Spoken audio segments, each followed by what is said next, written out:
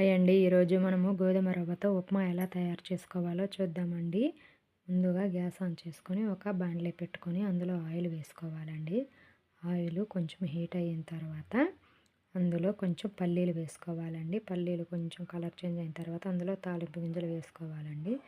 ఒకసారి కలుపుకొని తాలింపు గింజలు అవి కలర్ చేంజ్ అయిన తర్వాత ఒక ఆనియన్ తీసుకొని చిన్న చిన్న ముక్కలుగా కట్ చేసుకొని వేసుకోవాలండి.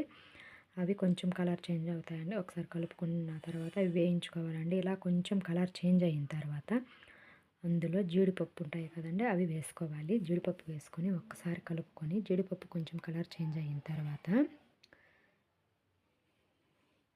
అందులో పచ్చిమిర్చి వేసుకోవాలండి. పచ్చిమిర్చి వేసుకున్న తర్వాత బఠానీ ఉంటుంది కదండి, బఠానీలు వేసుకోవాలండి.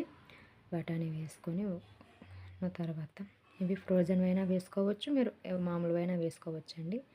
నేనైతే నార్మల్ బఠానీలే వేస్తున్నానండి. ఇవి ఊరికనే ఉడికిపోతాయి.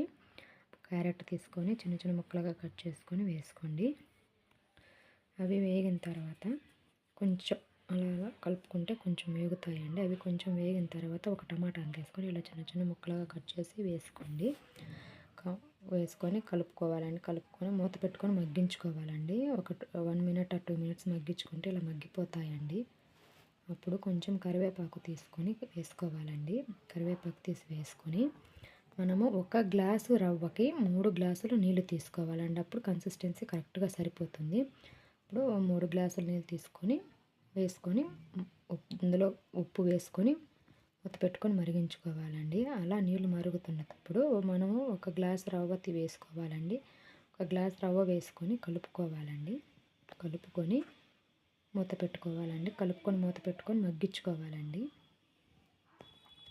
ఒక 5 నిమిషాల తర్వాత మూత తీసి చూస్తే ఈ కన్సిస్టెన్సీ వస్తుందండి. ఈ కన్సిస్టెన్సీ వచ్చిన వెంటనే గ్యాస్ ఆఫ్ చేయండి. మీకు ఈ వీడియో నచ్చినట్లయితే నా కోసం ఒక లైక్ చేసి నా ఛానల్ని సబ్స్క్రైబ్ చేసుకోండి. Thank you.